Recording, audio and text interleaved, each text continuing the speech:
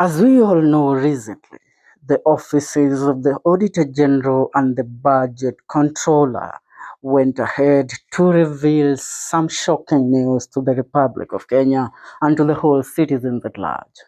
Now, the government of the Republic of Kenya has used its people currently and its cronies to reply to these reports that are currently this report that had currently been publicized by the Auditor General Nancy GATHUNGU and the Budget Controller Margaret NYAKANGO.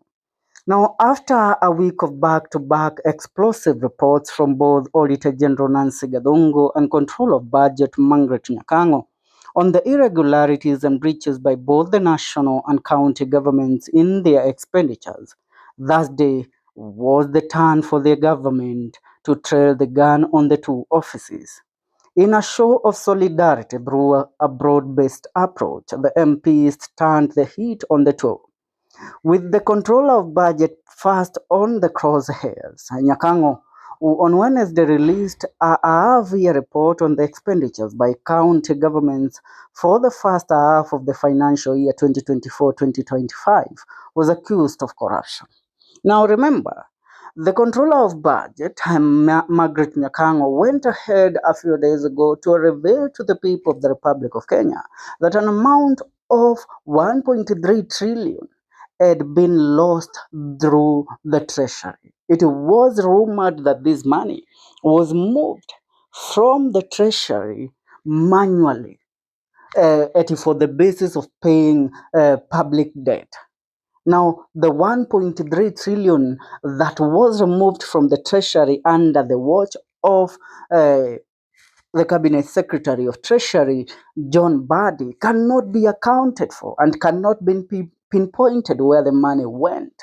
So this made a lot of people turn their fingers pointing at the government and Raila Amolo Odinga, because it's through the period that the broad-based government has been formed from July last year to currently 2025 on February 25th, 2025. That is when the report came out. Are we together? So the control of budget became the talk of the town, and this story was publicized everywhere. Now, Kimani Ichugwah, together with Junet Mohammed, they have moved in the parliament today to call out the control of budget, accusing her of corruption. Now, quoting, "The office of the COB needs to style up, ask any governor.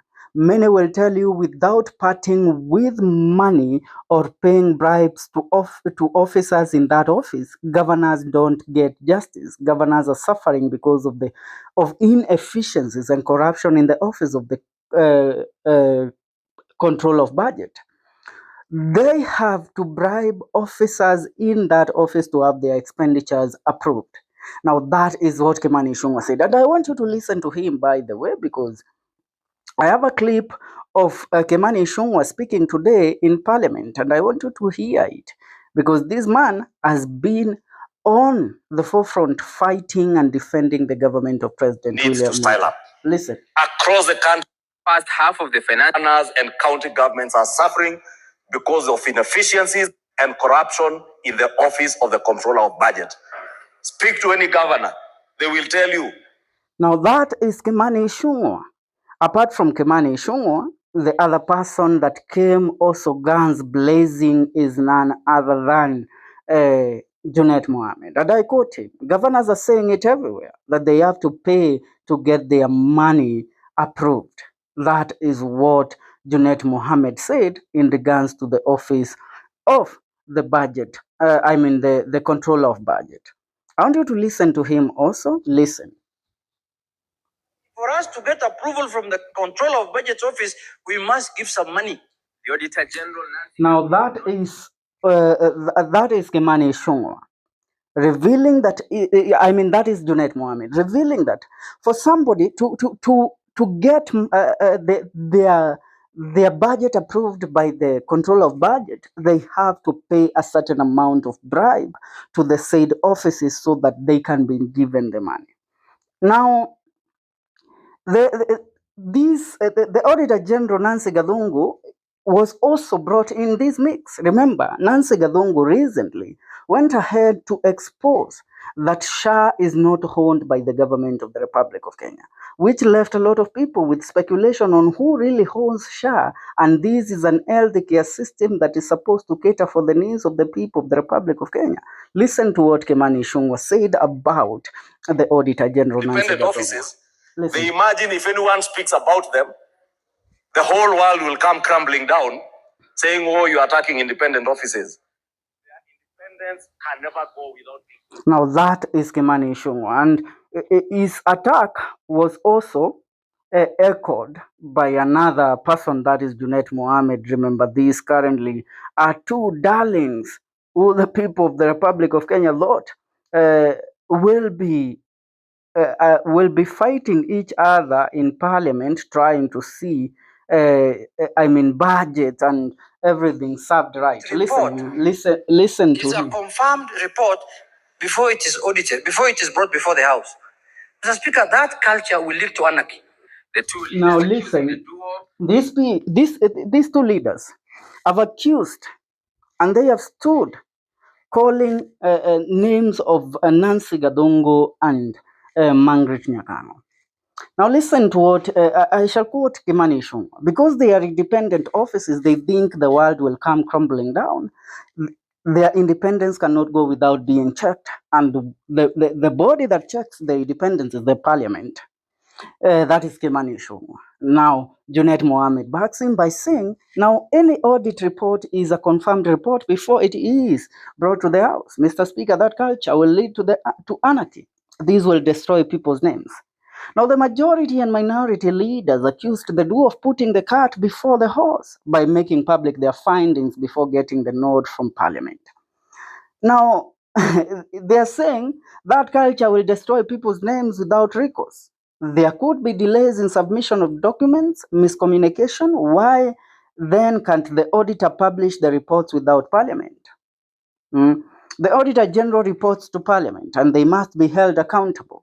That is what Kimani Ichugwah and Junet Mohammed are purporting. Now, the Auditor General, in a report on the performance by the national government in the previous financial year, raised red flags on the procurement process of the 104 billion Social Health Authority SHA technology, saying the process was acquired illegally and was not owned by the government, exposing Kenyans' data to danger.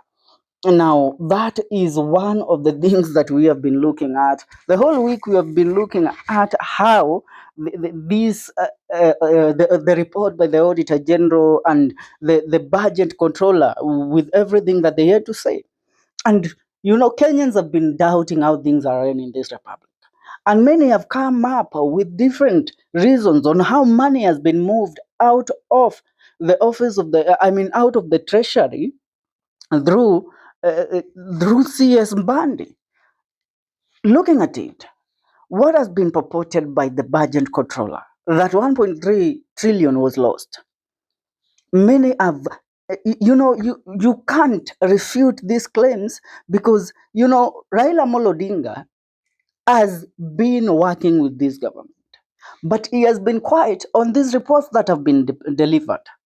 So that is why people are claiming that Raila Amolo Odinga, the money that was lost through the treasury, the 1.3 trillion, is the money that the government used to campaign for Raila Amolo Odinga's AU chairmanship bid. On the other hand, SHA and SHIF, the money that was dedicated to this project, the 104 billion for the technology, this money is said to have disappeared without trace, where Nancy NYAKANGO tells us that the government doesn't own SHA nor SHIF. And when you do your due diligence, you will realize it is true that SHIF is owned or is being controlled by 3 companies. That is Safaricom, Apero, and Convergence. Safaricom has an amount of 22% of the shares of the said tender. The company that has the largest the largest share of the money is Apero, And this is a company that is in a way affiliated to William Ruto's friends. Are we together? And the same to Convergence. So when this information was made public, these people have to come guns blazing, and right now they are crafting a move of replacing the control of budget and inputting a puppet into the office of the control of budget, the same to the office of the Auditor General. But Kenyans are on the watch. They are saying, waguzeni muone. For now, we leave it there. But I urge you to leave your comment on what you think about this. Leave your comment on the comment section. See you in our next video. This is the Kenyan Daily Report.